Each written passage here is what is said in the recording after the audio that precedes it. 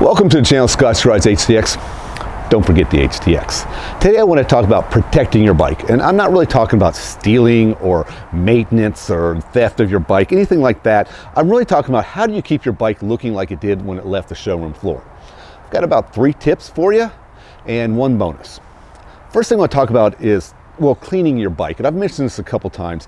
What I have never mentioned was that several years ago, I was going to open my own detergents, car wash line of products. I didn't end up doing it, and why I didn't is irrelevant. But what is relevant is I talked to a lot of chemists, and I worked really hard for about 1.5 years, really diving into the industry. So I pulled away a lot of knowledge. I'm no chemist, but I did pull away some stuff.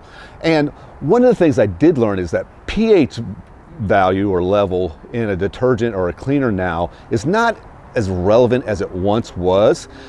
Chemists, scientists have come up with other ways to make cleaning solutions, but it still plays a little bit of a role.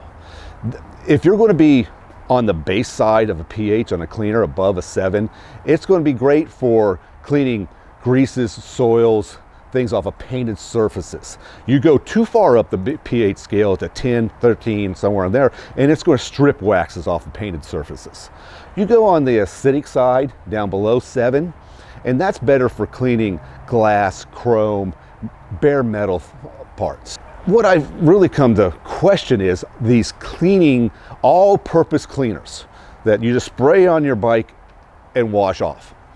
I'm really not in that bucket because I don't think one thing can be all things. When my bike gets dirty with grime, dirty, dust, dinosaur poop, moon dust, I use the Zoom.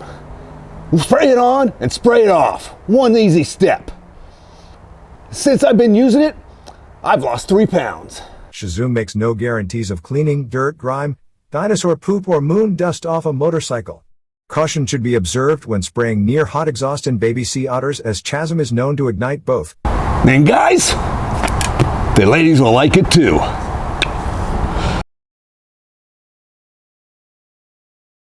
It's just, it has gotten better. Don't get me wrong, but I believe most of these products are pretty neutral in their development. And okay, so I'll make an example. If you have hard water spots on your chrome, I don't believe a spray-on cleaner can aggressively clean those hard water spots on the chrome and not strip some of the waxes and finishes that you have on your painted surfaces. They can't be all, you have to give up one thing to get the other. And there's other ways that you can detail clean your bike, like hard water spots. You can take like a 3 or a quadruple 4-0 fine steel wool and clean those water spots off the chrome, right? And then come back and wash the entire bike with a more neutral spray-on wash and wash off. Agitation usually works best when you're cleaning your bike. I'm also not in the same park as, well, if you're in a really big hurry and you just want to do a real quick job, I get it. But usually even those spray-on washes and cleaners don't really work that well. Well, I'll rephrase that. Work better if you use some form of agitation.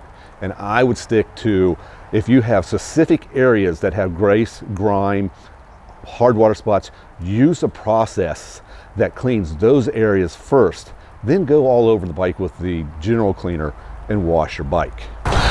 So it's going to rain on me. Fine, I'll just wash my bike. Another thing I want to talk about are the tires. And I've seen a lot of debate on vlogs and messaging boards about the tires and how you should care for them, if you should at all, actually. There are some people that are on one side of the scale and then other people on the other side of the scale. But I'm going to tell you where I stand, and I'm going to tell you why on this. Tires have what's called black carbon in them. Black carbon is a product of combusting petrochemicals, and they use black carbon. It's what you get on your hands when you're moving your tires around, that black stuff you get on your tires.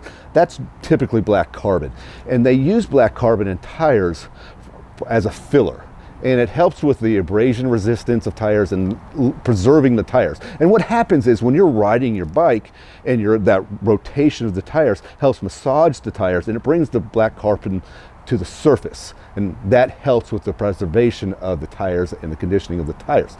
Now when we get into the winter months, we don't ride our bikes as much, do we? Especially up north. My only thing to say about that is try to ride your bike as often as possible to help with that process. That's where I stand on that. Comments are definitely welcome. The other thing is cement. And this seems to be even a more, I don't know, heated topic. I'm really not sure why, because it's a simple thing. If you don't agree with it, who cares? Don't do it. If you do agree with it, well, put a rug down. The thought is this, is that the cement can be detrimental or hurt your tires if you just leave your tires on a cement floor. And this is where I stand on that. Poorly sealed cement has caustic elements to it that can be detrimental to the tires. So if you're leaving your bike for long periods of time on cement that's not properly sealed, it can hurt the tires. So what's it going to hurt to run to Home Depot and get a runner and put your bike on a runner? That's where I stand on that. I actually went and got a fancy dancy little motorcycle strip just because, well, I don't know, maybe I felt like doing it. I thought it was cool. That's what I'm going to use, and I'll probably use it from here on out. I haven't done it in the past, but I just got to think about it. That's what I'm going to do. That's where I stand on that. Comments, again, definitely welcome. Bring it on. The last thing I'll talk about before the bonus is PPF, paint protection film. I had this bike painted some time ago, and if you haven't seen that video, go back and check it out. It's pretty cool. To protect the paint, I put on this PPF on what I figured were the high traffic areas. Areas that would get a lot of road debris and have high traffic on my legs and crossing over the back tail section. So it's got the tank, the tail section, and the fender. I didn't do the sides because I figured if I laid the bike down at any speed, PPF wasn't going to save it. Now the PPF cost me about 350 bucks. Pretty cheap insurance for a $3,000 paint job. I know, you might be thinking, whoa, that's expensive for a paint job, but it was a very thorough and it was a good quality paint job. So I don't need to defend that, it's my money. At any rate, consider PPF on this, because if you want to preserve your bike and protect your bike and protect its finish, that's an easy way to do it. You need to find somebody that knows how to do it. Get somebody that maybe has experience with doing it on a bike, because there's so many contours on the tanks in these different areas that it can be difficult for the technician that's doing it, and having experience in doing it is definitely a bonus. Speaking of bonuses, you can't tell it, but this whole shock tower is covered with box tape. It was tedious and hard to do, but from 3 feet away, if you get really close up to it, you can see. But from 3 feet away, you can't tell.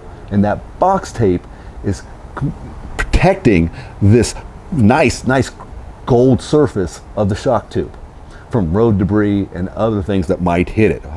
I don't know what other things would, rather than road debris, would be hitting it. I don't know. Like if I hit a deer, again, that's going to be the least of my worries, is the box tape protecting the finish on the shock tubes.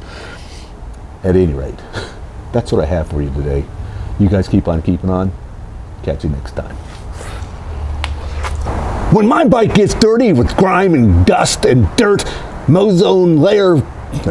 When my bike gets dirty with grime and dust and dirt, grease, ozone layer.